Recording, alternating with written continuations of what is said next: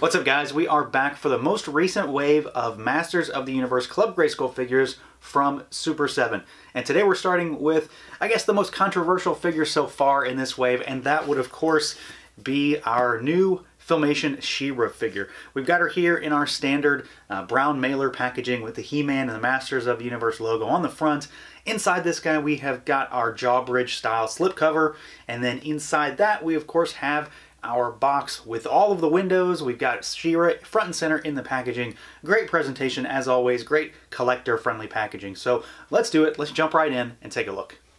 Alright guys, here she is out of the package, our Club Grayskull Filmation She-Ra, one that I definitely have been looking forward to quite a bit. I'm a very big She-Ra fan, I love the cartoon, so I'm very much excited about this figure, and then basically this whole wave really, because a lot of it is very She-Ra centric, so that's really exciting. We do of course have to kind of address the overall controversy surrounding this figure, because we have seen some instances of this figure getting out to people sort of early, and had some really bad results. Frankly, I do have a few gripes with this figure, but I don't think it's anywhere near as bad as some of the hate it was getting online. I don't think it's perfect, but I am pretty satisfied with it overall. When I got her out of the shipper, I was pretty pleased with my first glance in terms of what this figure has to offer.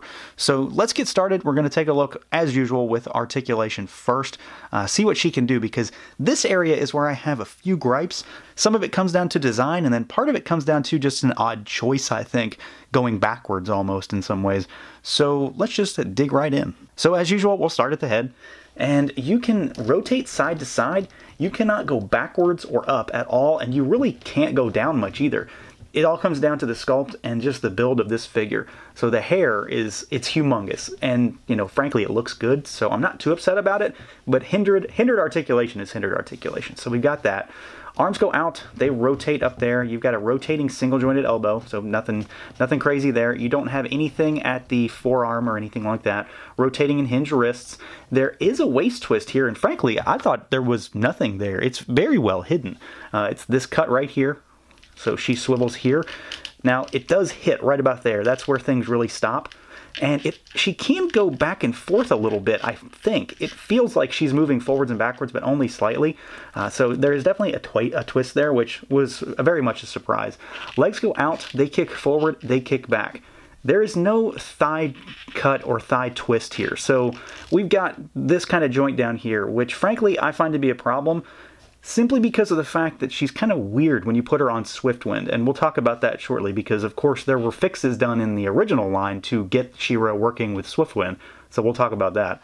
You've got a single jointed knee, as usual, and then you've got an ankle rocker, and you've got hinges down at the ankles. Mine are kind of loose, like they're not flippy floppy or anything like that, but they do feel a little loose. I've had no stability issues with her, but it's just something to kind of point out. They look loose, they kind of feel loose, but they don't seem to cause any issues. Other than that though, all the other joints are pretty solid and are tight enough. And then we've got that nice waist twist, which frankly works a lot better than I had expected and was a bit of a surprise to even find it there. Now, the main reason we are here, of course, is how this figure looks, how this whole line looks. That's the whole point. We want stuff that mimics the cartoon, and I've said it, I don't know, a dozen different ways at this point. Filmation Motu is my Motu, so this is the stuff that I really love, and I really, really like this line, and frankly, I think this figure does a pretty good job of kind of fulfilling that. It looks very close to cartoon accurate to me. Do I think it's 100% cartoon accurate? Absolutely not. I do think that we still have a few issues here. There's one thing that kind of jumps out at me personally that I have a hard time not seeing on this figure, and then we do have to talk about the plastic. So to begin with, just get it out of the way, we still have shiny plastic. I don't think it's going anywhere in this line anytime soon or ever. I'm not sure what's going on or why.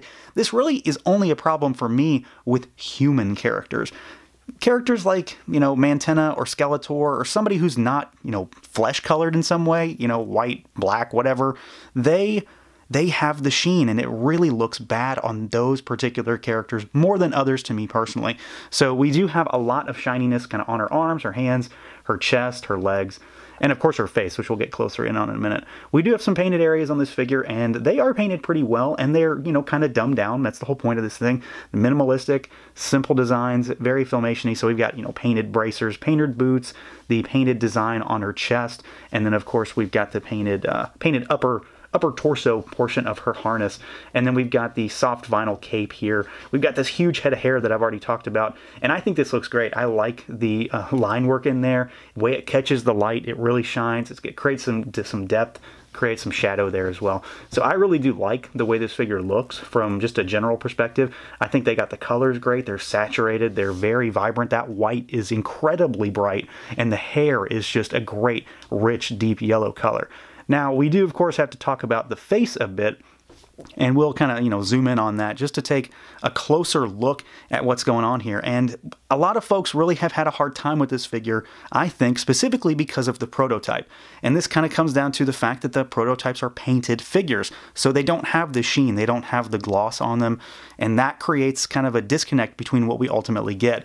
I thought that prototype, personally, was absolutely beautiful. I still think this figure succeeds pretty well in looking like She-Ra, but I do have an issue with her eyes. They just seem to be a smidge too far apart, like they're kind of drifting off the sides of her head.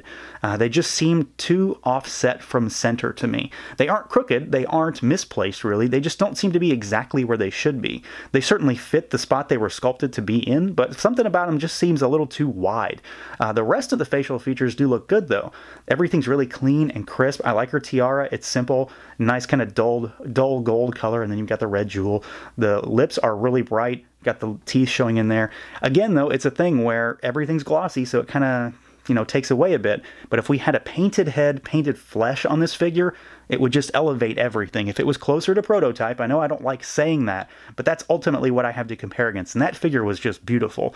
And I don't think we're ever going to get that. But this is a pretty solid iteration of She-Ra. I'm not going to disparage it any more than that. I think it has a few issues here and there, you know, glossiness, and it's just kind of the eyes for me. But this figure is a pretty good example of what you can expect to get, I think, because I have no noticeable QC issues whatsoever. Now, of course, we do have some accessories to talk about, and we have got, thankfully, more than just one or two. We've got 3 different She-Ra styled accessories. So, of course, we have got her sword to begin with. So we've got a Filmation styled sword here, and it looks pretty good. I'm not too upset about it. It's a gray sword with the blue jewel in the center, so it pretty much fits along the lines of what you would expect to get with She-Ra. Not a whole lot of paint outside of the jewel, which makes sense. We have got her Boomerang, so another one of the very Filmation-y style accessories with just gray plastic, blue jewel in the middle. And then you've got her shield, which frankly I'm all about. I dig this shield. I like the design. It's got a handle on the inside so she can hold it with either hand, and then you've got that big jewel in the center. So 3 very She-Ra-centric accessories. We obviously have other things that she could have been given, but I'm happy with this particular spread in the line here, because we don't get tons of accessories with these guys, so I think they picked the right ones here.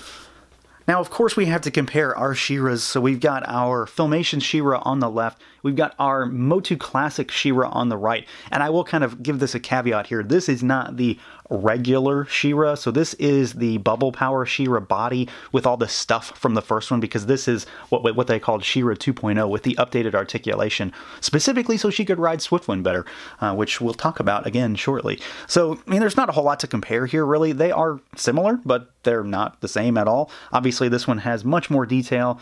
She has more articulation, bicep swivels, thigh cuts, stuff like that.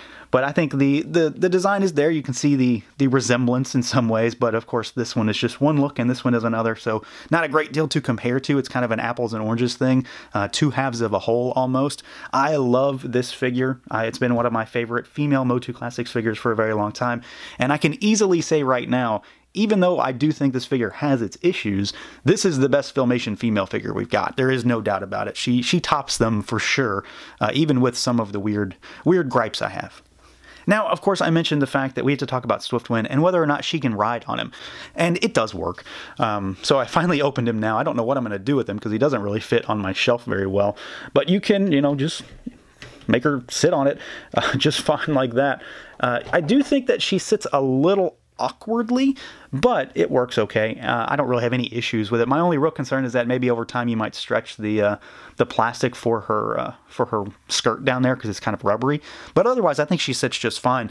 Frankly, I don't think she sits as good as Bubble Power She-Ra with the thigh swivel, so you can make her kind of rotate her legs outward a bit more. But this works pretty well, and I mean, it looks good enough. I don't really have too many complaints about it. It's finally nice to have a Filmation She-Ra on top of this horse, all things considered. So all things said and done, I am pretty happy with this figure. Frankly, I don't have too many gripes about it. Shiny plastic's still a bummer. I think the eyes are kind of wonky. But otherwise, this is a pretty good entry in the Filmation series. She definitely beats the other Filmation females in my book. There's no doubt about it. Evil Lyn, Sorceress Tila, they all are a rung lower than this particular figure. I think she's pretty solid for a Filmation entry.